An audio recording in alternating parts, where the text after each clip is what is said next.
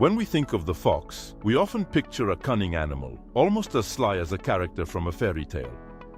But behind this reputation lies a true survivor, a discreet hunter, a brilliant opportunist, and a master of adaptation, capable of living just as well in the forest as in the heart of our cities. The fox is a fascinating animal. It is known for its intelligence, its cunning, and above all, its ability to take advantage of almost any situation. In the wild, it is often described as an opportunist. That means it knows how to adapt, vary its diet, change its strategy, and survive where many would fail. There are several species of foxes in the world. Some live in the desert, others in very cold regions, and still others in the mountains. But if there is one that everyone knows, it's the red fox. It is the most widespread, the one most often encountered in Europe, North America, and many other regions, and its appearance has a lot to do with that. Its fur is often a bright red, sometimes mixed with golden tones, with a long, bushy tail that is often called a plume. The fox is a skillful hunter. It doesn't need to be the strongest. It needs to be the cleverest. Its diet depends a lot on where it lives, but in general, it mainly eats small mammals like rodents, birds, and sometimes fruit. It can switch from active hunting to an ambush strategy. It listens, it spots, it waits patiently, then it strikes at the right moment. That's also what makes it so effective. It doesn't waste its energy. What is most impressive about the fox is its ability to live in very different habitats: forests, fields, mountains, but also urban environments. Yes, the fox can live close to us, sometimes without us even noticing. In the city, it quickly learns the quiet times, the hidden paths, and the places where it can find food. In the countryside, it makes use of hedgerows, fields, and wooded areas. Everywhere it follows the same rule: observe and adapt. The fox is often nocturnal. That means it is mostly active at night. Why? Because nighttime offers several advantages: fewer humans, less risk, more discretion, and prey that is often more vulnerable. It moves silently, almost like a shadow.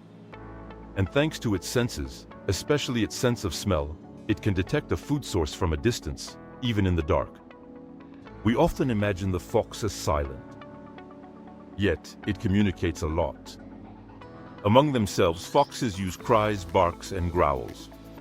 These sounds can be used to warn, attract, defend a territory, or communicate during the breeding season. If you've ever heard a fox's cry at night, you know how startling it can be.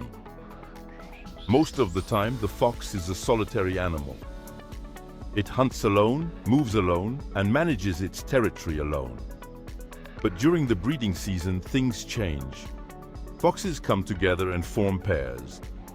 In the spring, a litter of fox cubs is usually born. And here we discover another side of the fox: maternal care. The mother protects her young, feeds them, keeps them warm, and watches over them closely. The fox cubs stay near the den for several weeks. Little by little, they explore, play, learn, and practice becoming foxes themselves. Despite its sometimes undeserved reputation, the fox plays a very important role in the ecosystem. In particular, it helps regulate rodent populations. And that is essential. Too many rodents can upset entire environments, affect crops, and cause health problems. The fox is neither good nor bad, it is simply a link in the chain of life. But sometimes, the fox is considered a pest, especially when it comes near chicken coops and attacks chickens or other domestic animals. This conflict often stems from a misunderstanding. The fox is simply doing what it has always done, looking for food. The question then becomes, how can we coexist intelligently?